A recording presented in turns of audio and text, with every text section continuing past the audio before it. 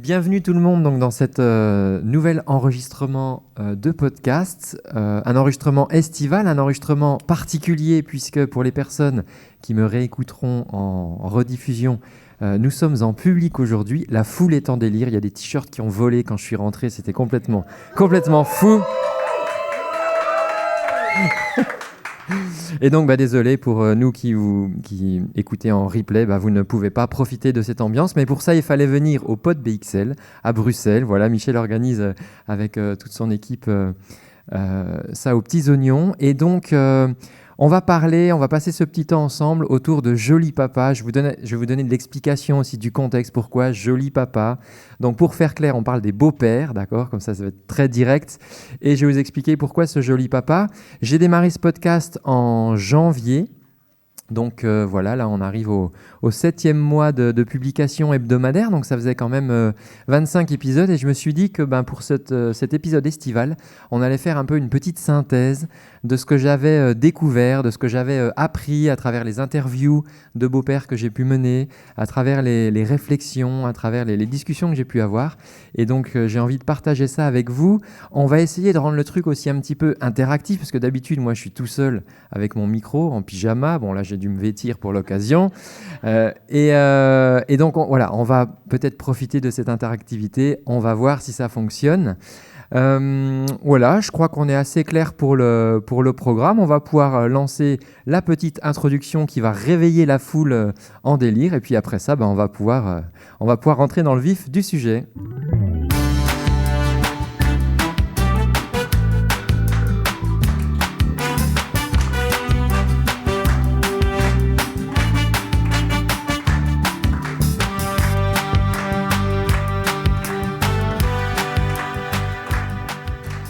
Alors, les jolis papas. Est-ce qu'il y a des jolis papas dans la salle? Ah oui, il y a des jolis papas dans la salle. Est-ce qu'il y a des belles mamans dans la salle? Non, d'accord. Des fois, j'ai des femmes qui m'écrivent sur Instagram et qui disent « Voilà, moi, je suis une jolie maman. » Alors, au début, je me dis « Pourquoi elle se présente comme ça? C'est bizarre. » Puis après, je dis « Ah oui, ok, jolie maman. » Le podcast. Super cool. Juste un petit truc, c'est que je me suis rendu compte qu'il y avait beaucoup de... Bon, c'était pas tellement nouveau, mais beaucoup de pudeur chez les hommes.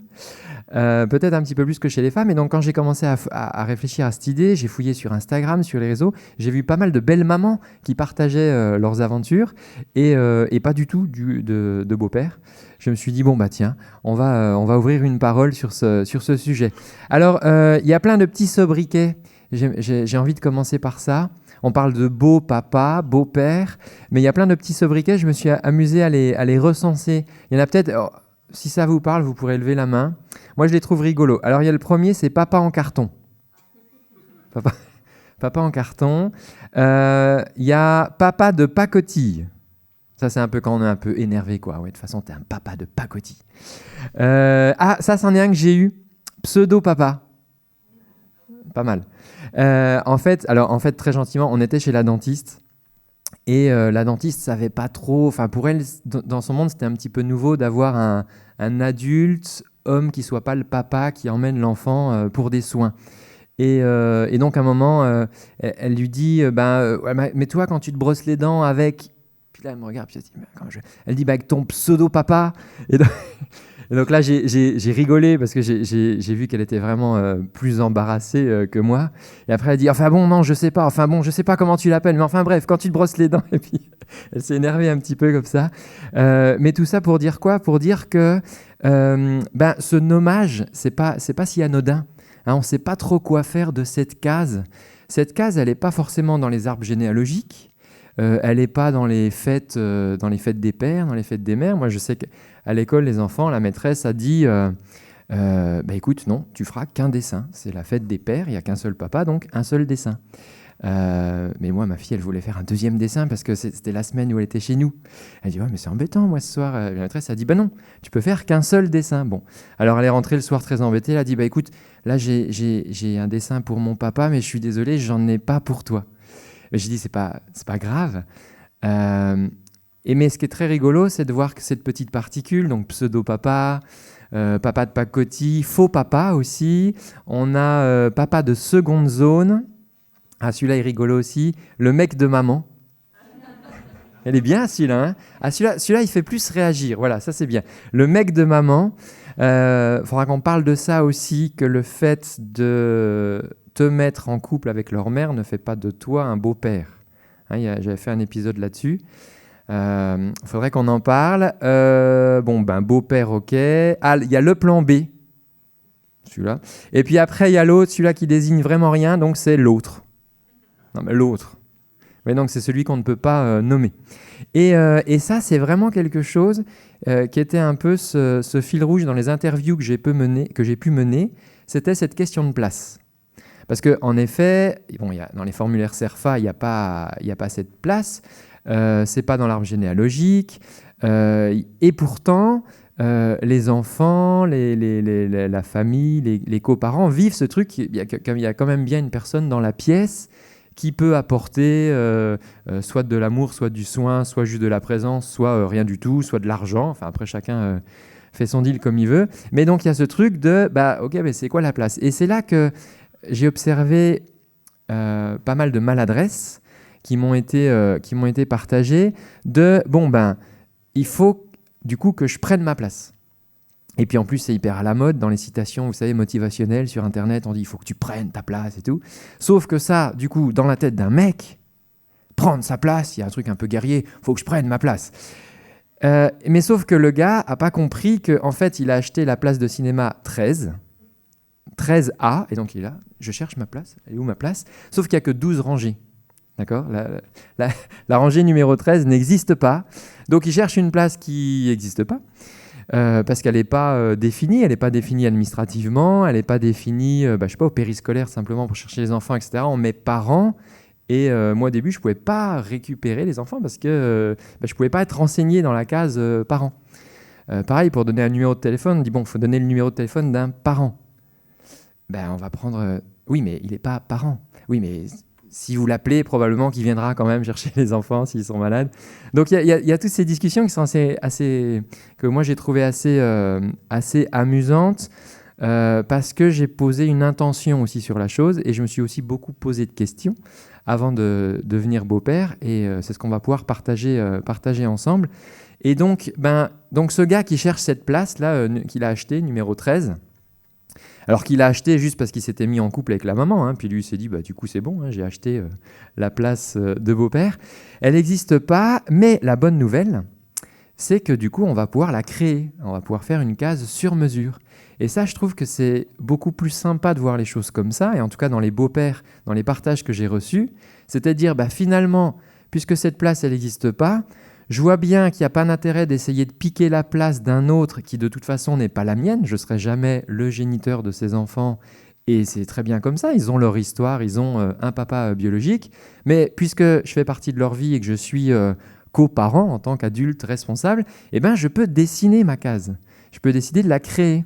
Et là, j'ai beaucoup plus de liberté, qui est l'un des super pouvoirs d'ailleurs, j'ai remarqué, des beaux-parents. Parce qu'il y a cette liberté de ne pas hériter du passif familial. Il y a cette liberté de ne pas hériter des traumas passés. La personne, elle arrive avec une vision différente, avec une posture un peu différente.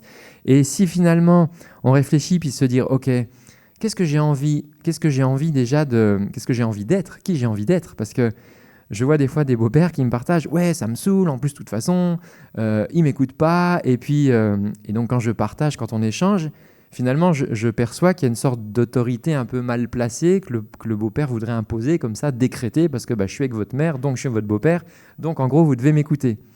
Et quand on retrace un petit peu la discussion au fil de l'interview, je m'aperçois que la personne n'a jamais défini le rôle qu'elle voulait avoir, ni vis-à-vis d'elle-même. Elle n'a jamais défini le rôle avec sa conjointe, sa compagne, de finalement quelle place elle pouvait prendre, quelle place c'était pas OK. Et du coup, à partir du moment où il n'y a pas cette intention qui a été posée, c'est un petit peu facile de reprocher à l'entourage, à l'environnement, de dire oui, vous ne me reconnaissez pas comme ci, vous ne me reconnaissez pas comme ça, si toi-même, tu t'es déjà pas mis au clair avec OK, quelle place je veux avoir. Moi, j'ai des beaux-pères qui m'ont dit, moi, je m'entends très bien avec la maman, mais honnêtement, les enfants, c'est pas mon business. Elle les a eus avant, c'est pas mon histoire, c'est pas ma décision, et donc, il faut que ça soit clair dans le deal que je pourvoirais une sécurité à cette cellule familiale mais aucun investissement vis-à-vis des enfants. Et je trouve la position, sans mettre de jugement dessus, très, je dirais, honnête et factuelle, de dire, voilà, moi je pose le deal comme ça. Ou d'autres de dire, moi j'ai failli me séparer à plusieurs reprises de ma compagne parce que j'ai senti qu'en fait, j'aurais jamais vraiment une place de coparent. Et donc, c'était des situations où c'était OK de dépanner pour aller chercher les enfants à l'école, c'était OK de, de les accompagner à la compète de judo. Mais par contre, dès qu'il y avait une décision un peu sérieuse, choix d'études, choix des études, décision médicale, orientation, etc. Là, on dit à la personne, non, par contre, donc toi, tu es gentil, tu peux aller chercher les enfants à l'école, ça va tout de suite. Par contre, là, là, on parle de choses vraiment sérieuses, hein, donc tu n'as pas ta discussion là-dedans. Et donc, je me suis retrouvé comme ça dans des échanges avec des beaux-pères très frustrés de dire, en fait, je comprends pas trop parce que j'ai pourtant l'impression de m'investir dans cette famille et je vois bien qu'il y a des sujets où c'est chasse gardée. Et ça, c'est plus intéressant de le savoir avant. Et il y a un outil dont je vous parlerai après que j'appelle le pacte d'associés, comme on fait un peu dans les startups, où on dit tiens, on va s'associer dans une startup, on va essayer de faire grandir cette entreprise. Tiens, si on se mettait d'accord sur nos désaccords, tant qu'on est d'accord. Parce que c'est plus facile d'échanger avant, hein, tant qu'on n'est pas en bisbille, de se mettre d'accord. Ok, est-ce que ce type de sujet, c'est des sujets sur lesquels je peux avoir mon mot à dire ? Est-ce que bon, non, ça c'est une décision que je veux garder. Par contre, non, ça c'est carrément ça. Moi j'ai envie que tu prennes une place dans cette décision parce que j'ai besoin qu'on échange, j'ai besoin que tu sois là. Et donc ça va être intéressant. On en reparlera dans le pacte d'associés. Donc si je reviens à mon histoire de design de place sur mesure, moi je trouve ça super chouette parce que ça permet vraiment de régler un curseur qui en plus n'est pas définitif. Parce qu'en tant qu'être humain, on a toutes et tous des besoins à un instant T. Hein, peut-être que là j'ai des besoins pendant 3 ans qui ne seront pas forcément les mêmes 3 ans plus tard. Moi j'ai un beau-père qui me disait, alors moi la galère c'est que je suis un loup solitaire. Et il dit, j'ai toujours vécu comme un loup solitaire. Alors il dit, avant, dans ma précédente union, on n'avait pas d'enfants, donc on faisait chacun nos loups solitaires quand on avait besoin. Il dit, sauf que là, maintenant, j'ai une famille recomposée et il y a des enfants et j'étais pas trop à l'aise en fait à leur dire que là, j'ai besoin de m'extraire un peu, j'ai besoin de partir en retraite, comme nous partageaient les artistes dans le précédent podcast, en retraite d'écriture par exemple. Et donc là, il n'était pas à l'aise de dire j'ai besoin de m'extraire un petit peu de ce cercle-là. Sauf que du coup, c'est vraiment en apprenant à se connaître et en posant les choses sur la table qu'au contraire, on peut designer cette place sur mesure et de montrer que chaque humain a des besoins différents qui en plus, dans le temps, peuvent évoluer. Et tout comme des enfants, à un moment, peuvent avoir envie qu'on leur lâche la grappe, et à d'autres moments, peuvent avoir envie qu'on soit là pour les soutenir, qu'on soit là pour les guider, pour les conseiller, ou juste peut-être pour les écouter. Et ça peut être déjà largement suffisant à ce moment-là. Donc, ce rôle, il est sur mesure. Moi, je trouve en tout cas que ça offre beaucoup de liberté. En tout cas, quand je me suis fait cette réflexion de me dire, mais finalement, à partir du moment où je le partage avec ma compagne, à partir du moment où j'en discute avec les enfants, on a une toile blanche. On peut tout dessiner. Sauf que cette toile blanche, elle est justement définie par un cadre. Hein, souvent, les artistes disent moi, je veux pas de contraintes.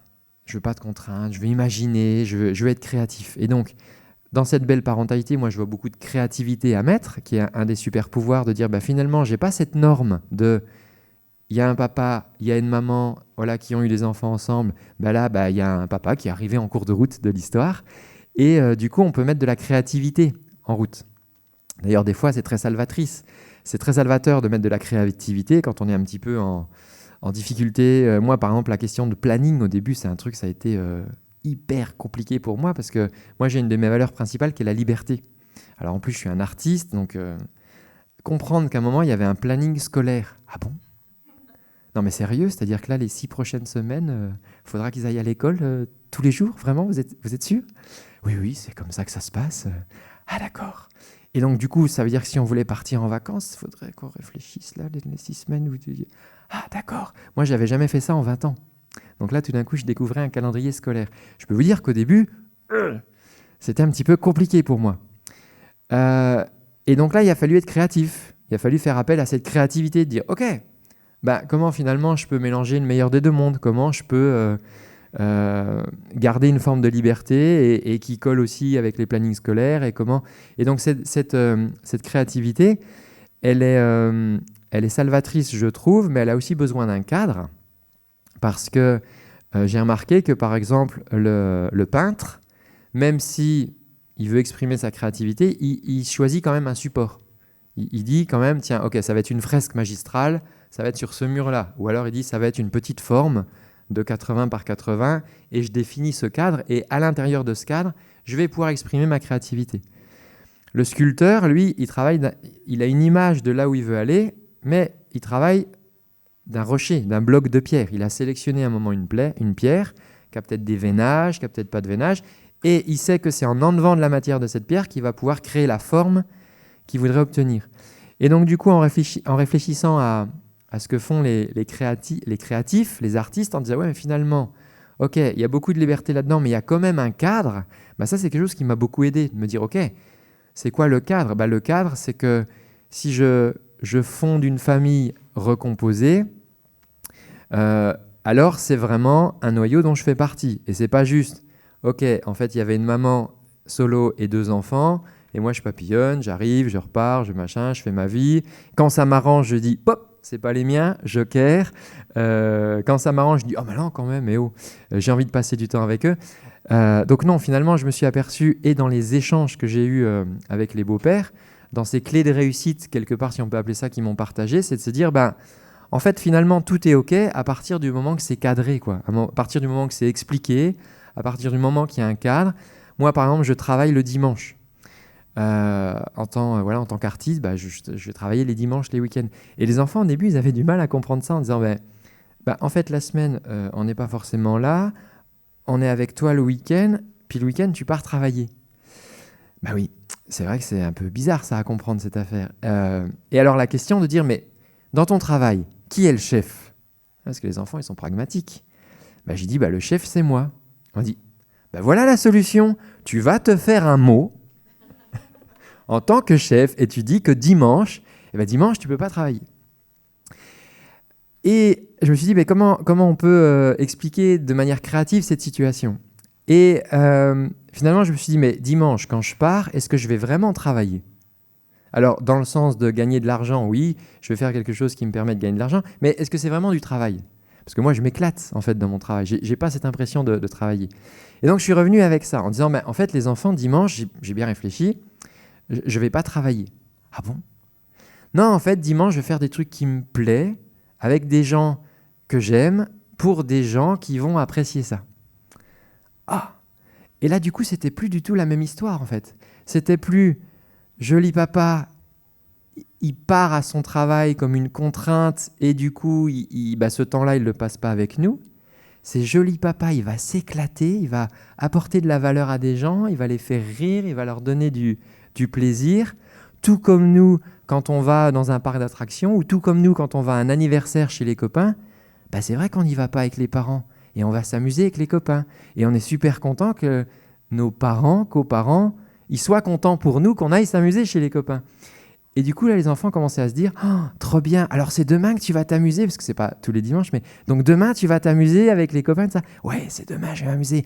Oh, c'est super, tu passeras une bonne journée alors, puis on espère que tu t'amuseras bien. » Et quand je rentre le soir de cette question « Oh, alors, toi, Toine, parce qu'il m'appelle comme ça, tu t'es bien amusé ?» Et moi, de leur dire « Ah oui, aujourd'hui, on a vraiment passé une bonne journée, on a fait ci, on a fait ça. » Et en fait, à partir de ce moment-là, je me suis aperçu que en fait, je suis en train de dessiner ma case. Je suis en train de designer le sur-mesure de, oui, j'ai une vie avec un agenda qui n'est pas un agenda classique, mais de leur partager que quand je vais à ce que certaines personnes appelleraient travailler, en réalité, je vais m'amuser, je vais prendre du plaisir. Ce qu'a redimensionné aussi ce qu'ils apprennent à l'école, et j'ai remarqué très tôt qu'à 5 ans, on leur dit il faut que tu travailles bien pour bien gagner ta vie, et si tu t'amuses, attention, ce n'est pas compatible. Et ça, c'était un questionnement de dire, mais en fait, parce qu'ils sont revenus après, parce qu'ils réfléchissent. Ils m'ont dit, là, tu nous as raconté un truc. Là, tu as essayé de nous avoir. Parce que tu nous as dit qu'en vrai, dimanche, tu partais t'amuser. C'est vrai. Oui, je vous ai dit ça. Oui, mais avant, tu nous disais que tu partais travailler. Oui, c'est vrai. Alors du coup, il faut que tu nous dises vraiment maintenant, parce que c'est important. Parce que les enfants, ils sont comme ça, ils se plantent comme ça, puis ils disent, tu dois me le dire vraiment maintenant. Est-ce que tu vas travailler ou est-ce que tu vas t'amuser? Et donc de leur expliquer, moi en réalité, quand je travaille, je m'amuse. Et donc là, c'était pas possible, parce que dès l'âge de 5 ans, déjà, ils avaient déjà appris à l'école que c'était pas compatible. C'est-à-dire que soit c'est récréation, on s'amuse, soit c'est travail et c'est sérieux, quoi. Et ça m'a beaucoup amusé parce que je me suis dit, tiens, ça c'est quelque chose de nouveau que j'apporte dans la casserole, finalement, si petit qu'il soit, de dire, oui, il existe peut-être un modèle où on peut s'amuser en travaillant. Et ça, c'est particulier parce que leurs parents biologiques sont salariés, font un travail, on va dire, normal, si je peux le dire comme ça, versus moi qui crée du contenu, qui accompagne des gens, etc. Et me dire, d'ouvrir cette case assez petite, de dire, finalement, il existe aussi d'autres routes. Alors évidemment, elles peuvent être plus compliquées parce que la route, elle n'a pas été tracée, il faut la défricher, il faut tracer son chemin, il faut creuser son sillon, mais que quand même, il y a ce truc-là qui existe. Et ça m'a fait vraiment comprendre ce concept que j'aime bien partager dans mes épisodes, qui est que le 1 plus 1 n'est pas forcément égal à 2, mais que le 1 plus 1 peut être égal à 3 dans une famille recomposée.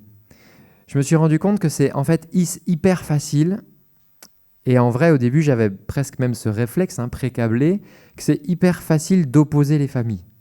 C'est-à-dire que vous avez un papa biologique qui a donc sa vie avec les enfants quand ils sont chez lui, vous avez une maman biologique qui a sa vie avec ses enfants, et puis ils peuvent avoir chacun des partenaires, belle-mère, beau-père. Et en fait, pour plein de trucs, c'est hyper facile d'opposer les approches. Par exemple, le rapport aux écrans. Chez nous, il est assez simple, il n'y a pas d'écran. Il n'y a pas de télé, il n'y a pas d'écran. De l'autre côté, ils ont accès à des écrans. Ok, donc là, c'est assez facile d'opposer le truc, dire « Ouais, mais de toute façon, les écrans, c'est nul, etc. » Mais là, quand je fais ça, j'oppose. Et quand j'oppose, je rassemble pas, j'unis pas. C'est aussi facile sur les rythmes de lever, les calendriers, les lieux de vacances, les choix d'activités, les simples manières de vivre, en fait. Peut-être que dans une famille, j'ai des horaires de repas qui sont très calés, et puis peut-être que dans une autre famille, je ne dis pas laquelle au hasard, mais bref, il y a la guitare qui est là, il y a le violon, on est sur un super truc, on est en train de machin. Ah, il est 2h. Ah, vous avez faim les enfants? Oui, c'est vrai qu'on pourrait peut-être manger à cette heure-ci, en effet. Et donc, ce n'est pas les mêmes rythmes de vie. Et en fait, je me suis aperçu que la liste des choses qu'on peut opposer, en réalité, elle est magistrale. Périscolaire, pas périscolaire. Enfin, il y a vraiment plein de choses. Sauf que je me suis dit, attends, en fait, quand on oppose, on rassemble pas. Quand on oppose, on divise. Quand on divise, il y en a moins. Et il y a cette question de jeu fini et de jeu infini que j'aime bien et que je voudrais vous partager.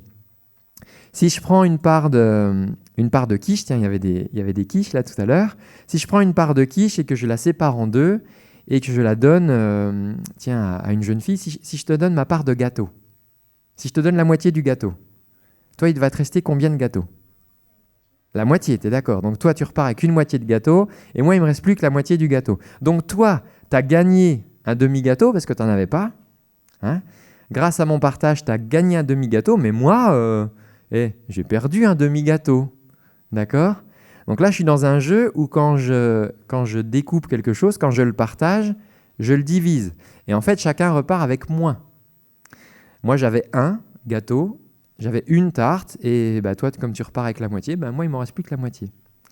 Sauf que en réfléchissant à ça, je me suis dit, oui, mais attends, dans l'amour, est-ce que c'est le cas? Si mes beaux-enfants, ils m'aiment, est-ce qu'il leur reste moins d'amour pour leur papa biologique? En fait, non. Si moi, un beau-père me disait, la peur que j'ai eue quand mes enfants sont arrivés, un beau-père me partageait, il avait 2 beaux enfants et ensuite, avec sa compagne, ils ont décidé d'avoir des enfants. Donc, il se retrouve dans cette situation où il a 2 enfants nés d'une précédente union et 2 enfants qu'ils ont eus ensemble. Et il disait, moi, la crainte que j'avais, c'était du coup de ne plus avoir assez d'amour pour tous ces enfants. Parce qu'il s'est dit, ça se trouve, à un moment, je vais prioriser mes vrais enfants. Alors que ça faisait déjà 5 ans qu'il vivait avec ses beaux enfants et il n'avait pas de doute là-dessus. Mais le doute a quand même surgi. Et il s'est rendu compte qu'en fait, l'amour, ce n'est pas un truc qui se divise quand on le partage. C'est-à-dire, je peux aimer autant l'un et il me restera assez d'amour pour aimer l'autre. Et c'est là où j'en arrive à ce 1 plus 1 égale 3, c'est-à-dire que plutôt que de voir les choses en les opposant, en les divisant, en réalité, c'est finalement plus d'amour, plus d'options, plus de vision de la vie, plus d'approches différentes. Et après, ma foi, les enfants vivront leur vie, ils choisiront bien. Et quand on voit du coup la richesse, de réfléchir comme ça, la richesse que ça peut apporter, et les conflits aussi que ça peut dissoudre en se disant, finalement, ok, quand ils sont de l'autre côté, ils ne vivent pas comme nous, mais est-ce que notre approche, c'est la meilleure? C'est celle qui nous plaît. Mais est-ce que finalement, la vie n'est pas plus riche si on propose aux enfants plusieurs approches? Et finalement, c'est un petit peu comme un buffet, ils auront plus de choix. Si j'arrive à un restaurant et on dit, le plat du jour, c'est celui-là, il faudra espérer que j'aime le plat du jour. Si j'arrive dans un restaurant et comme tout à l'heure, et on dit, tenez, il y a un buffet, il y a des salades, il y a aussi des quiches, il y a ceci, il y a cela, là, finalement, ma vision devient plus grande, mon champ de choix est plus grand, et à partir de là, les décisions que je pourrais prendre, ou que les enfants pourront prendre, elles seront peut-être avec un niveau de conscience un peu différent, parce que ce ne sera pas juste noir ou blanc, ça sera « Ah, il y a peut-être du vert foncé, du vert clair, et du vert un peu plus pâle, et il y a du coup beaucoup plus de nuances. » Donc, je voulais vous partager cette affaire-là du 1 plus 1 égale 3. Est-ce que c'est clair pour vous? Est-ce que ça vous parle, cette idée de, finalement, quand on partage les choses, il y a des choses qui ne se divisent pas? Est-ce que c'est quelque chose qui vous parle? Ou est-ce que ça vous paraît abstrait? Non? Ça te parle? Ouais, ça parle. Cool. Ça marche. Est-ce que, juste de se le dire, parce que ça peut paraître complètement trivial aussi de se le dire, mais juste de se le dire là, est-ce que potentiellement, pour vous, je ne sais pas si vous aviez un petit sujet en tête, est-ce que finalement, ça pourrait changer la donne? De se dire, ah mais attends, finalement, on n'est pas en train de diviser, on est en train d'additionner. Est-ce que ça peut changer la donne pour vous? Peut-être pour un sujet que vous auriez. Et pour les personnes qui nous écouteront en replay, je vous pose cette question. Est-ce que ça peut changer la donne pour vous sur un sujet où aujourd'hui vous aviez l'impression de voir plus de pertes finalement que de gains, de se dire mais finalement, est-ce que les choses ne sont pas en train de s'additionner? Même si je ne les vois pas maintenant à court terme, parce que c'est peut-être juste qu'une question de temps finalement. Je voudrais vous partager quelques outils, mais avant, je vous avais promis de vous expliquer d'où venait ce mot « joli papa ». Alors, pour rendre à César ce qui appartient à César, il n'est pas de moi. Comment? Alors, peut-être, mais en fait, il est des enfants. C'est-à-dire que au début, il me voyait juste comme l'amoureux de maman. Donc eux, c'était assez clair que j'étais l'amoureux de maman, et donc on se voyait de temps en temps, il y avait l'amoureux de maman qui était là. Et puis un jour, ils m'ont dit « Ah, ça serait cool qu'on invite en vacances l'amoureux de maman ». C'est eux qui ont proposé, ils ont dit « Tu sais, on a réfléchi, ça serait bien que tu partes en vacances avec nous. » Ah, d'accord. Et donc, on a vécu 2 semaines ensemble. Et puis, donc on a créé cette unité de lieu qui n'existait pas encore avant. Et puis là, à un moment, donc on s'est installés ensemble. Et puis à un moment, il y a cette question qui leur est venue de dire mais comment on doit t'appeler? Parce qu'ils avaient besoin, parce qu'il y avait tonton un tel, il y avait tata, tout ça. Puis ils disaient toi, finalement, comment on peut t'appeler? Alors, ils voyaient bien que si le mot papa sortait comme ça, il se récupérait des fois des regards approbateurs d'adultes. Alors moi j'ai vu ça à l'école, j'ai vu ça au périscolaire, quand à un moment je viens chercher, puis ils disent « Ah, il y a papa qui est là !»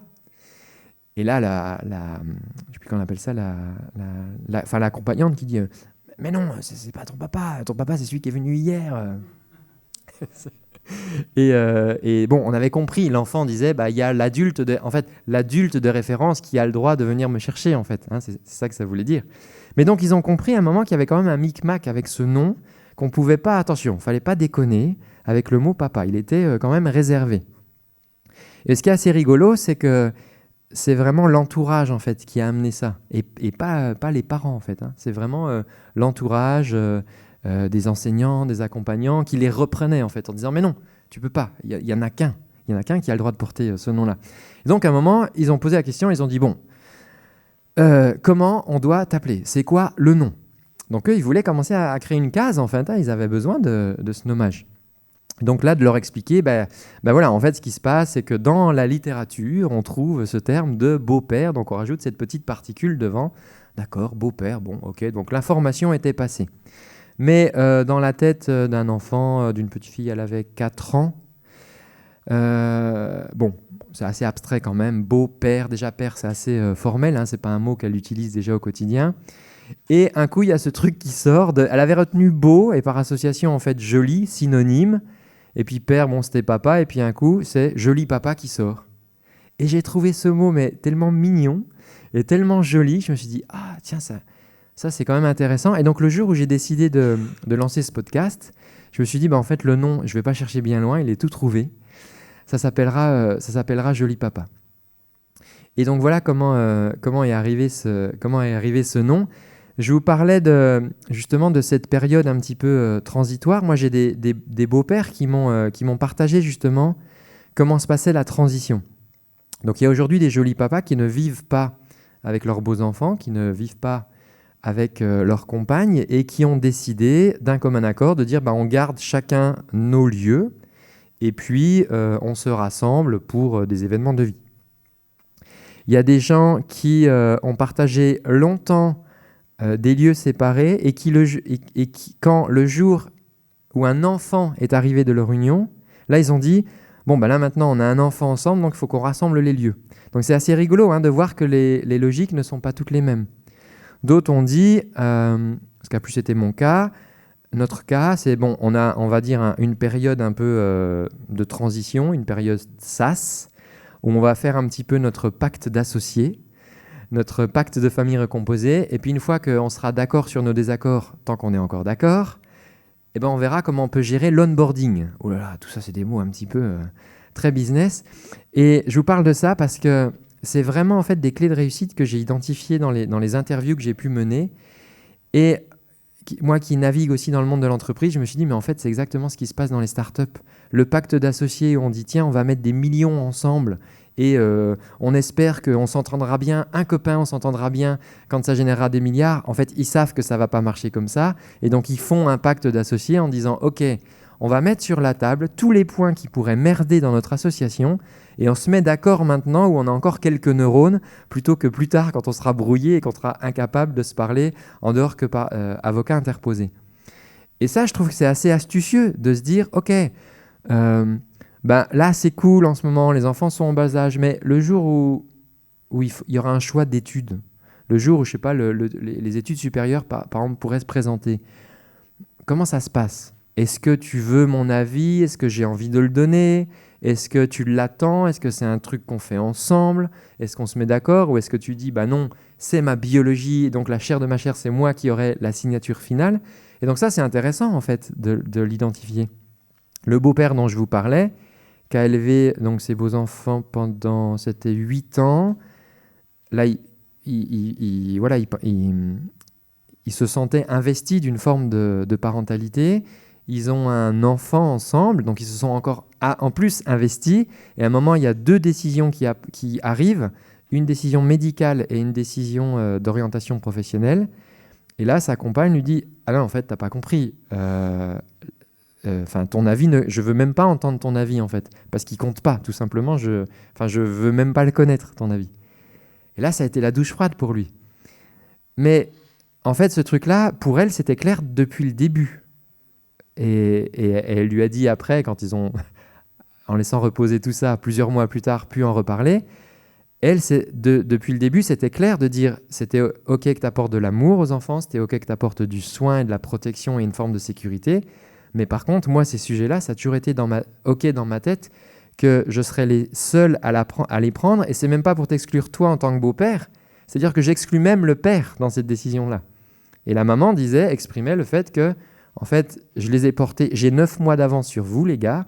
Donc, la décision finale, si elle est vraiment importante pour de la santé, par exemple, c'est moi qui la prendrai.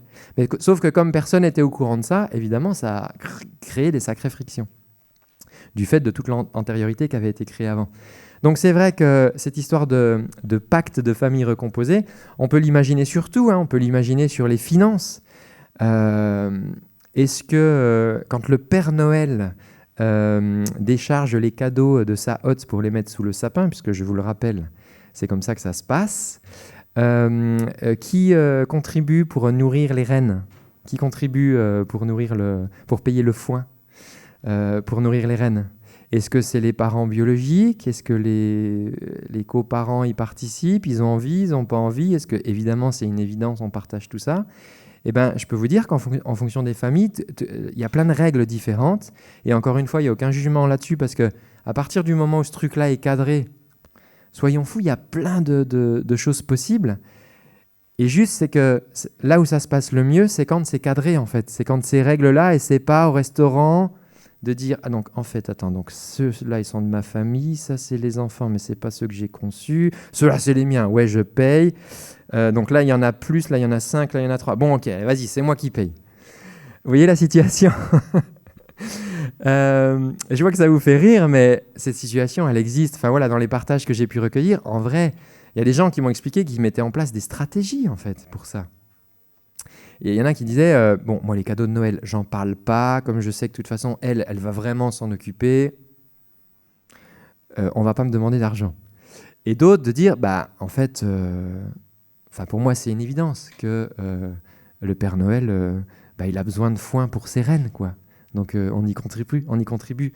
Et donc ça, voilà, c'est tout un tas de sujets. Alors, quand je vous parle de pacte de famille recomposée, c'est pas forcément un pacte, un contrat, un truc signé, d'accord? C'est plutôt des discussions, c'est pas des trucs à bâton rompu, c'est plutôt des échanges, du partage, de l'écoute, et de dire, tiens, je vois que les enfants font du vélo, là, c'est cool. Ah, tiens, il s'est écorché le genou. Bah tiens, je me posais la question, si un jour il y avait un truc grave, qu'est-ce qu'on devrait faire? Je vois que le chrono tourne, alors je vais du coup pas du tout vous parler de ce dont j'avais prévu de vous parler, en fait, parce que je vois que je suis parti en impro depuis le début et finalement, c'était assez cool quand même. Enfin, j'ai l'impression, on va faire juste un petit quiz. Vrai, faux. Donc, on va faire à main levée. Comme ça, les gens qui nous écouteront en replay seront vraiment dégoûtés parce qu'ils ne vous verront pas. Histoire de créer de la frustration, vous voyez, pour qu'ils viennent au pod BXL la prochaine fois, qui se déplacent à Bruxelles. Alors, question vrai ou faux? 64% des beaux-pères déclarent vivre en permanence avec leurs beaux-enfants contre seulement 18% des belles-mères. Un faux ou un tox? Vrai ou faux? Qui pense que c'est vrai? À main levée. Ok. Qui pense que c'est faux? Ok. La salle pense que c'est faux. Eh bien, en fait, c'est vrai. C'est vrai. Alors, en fait, c'est vrai qu'il y a plus de beaux-pères qui vivent dans l'unité familiale que de belles-mamans. Et ce qui crée du coup pas mal de problèmes, donc les beaux-pères ayant répondu à l'étude, que ça crée des problèmes sur le fait d'habiller les enfants et de suivre les devoirs. C'était les difficultés majeures qu'ils rencontraient dans le sondage. Chaque jour, c'est l'équivalent de plus de 1000 nouvelles familles recomposées qui se créent. Alors, ça, c'est un chiffre aux États-Unis. 1000 par jour. Est-ce que ça vous paraît faisable ou pas? Oui, tout à fait. C'est même un petit peu plus. C'est 1300 familles recomposées. D'ailleurs, aux États-Unis, on est bientôt à un mariage sur 2 qui est en fait une famille recomposée qui se marie. Très bien. 43% des parents utilisent l'intelligence artificielle pour gérer les crises de colère de leurs enfants. Alors, vrai ou faux? Eh bien, en fait, c'est vrai. Et en fait, c'est ChatGPT qui a publié l'éditeur de ChatGPT qui a publié ça parce qu'ils ont accès, ils ont accès à toutes les conversations, en fait. Et donc, ils ont sorti cette statistique que 43% des parents posaient la question « ChatGPT, aide-moi, il fait une grosse colère, qu'est-ce que je dois faire ?» Donc, vous voyez, c'est intéressant parce que ça veut dire que c'est aussi l'idée de ce podcast. Alors, ce n'est pas un podcast en parentalité, d'accord? C'est un podcast qui parle des beaux-pères, de la place qu'ils peuvent avoir dans la société. Mais finalement, cette question de podcast, d'avoir une parole, d'échanger sur des sujets qu'on peut écouter même tout seul en faisant du sport ou qu'on peut venir écouter ici en public, je trouve que c'est assez intéressant parce qu'on voit que le réflexe des gens, de plus en plus, ça va être de poser la question à l'intelligence artificielle. Et puis pour allez, une dernière question pour pas trop déborder sur le timing. Ah oui, une étude sur les papas du monde animal cite le manchot empereur comme un exemple où le mâle s'investit beaucoup dans les soins parentaux, notamment pour l'unique œuf pondu par la femelle chaque année. Alors est-ce que c'est vrai que le manchot empereur est le champion de la parentalité au masculin? Oui. C'est vrai? Mais vous avez tout à fait raison, c'est vrai. En fait, qu'est-ce qui se passe? C'est que la maman est tellement épuisée de toute la période de gestation que dès que l'œuf est pondu, elle le confie donc au manchot empereur mâle. Il doit surtout pas toucher la glace pour pas tuer le bébé dedans. Et donc le manchot empereur va cacher l'œuf dans un pli de graisse comme ça, et donc il n'a plus le droit de bouger, le temps que la maman aille pêcher en mer pour récupérer des forces. Et donc ce petit temps de pêche peut durer entre 1 et 2 mois. Et donc pendant ce temps, le papa manchot, il attend avec son œuf et il jeûne, avec surtout la mission de ne pas le laisser tomber, parce qu'il ne faut surtout pas qu'il touche la glace. Voilà. Je vous remercie pour votre écoute. J'ai vu des fois des paupières cligner, j'ai vu des fois des gens se redresser sur certains sujets, donc merci beaucoup à vous.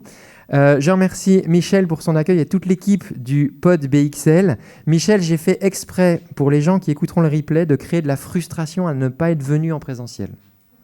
Génial. On te remercie tous et toutes. Merci tout le monde, et puis on peut lancer la fin.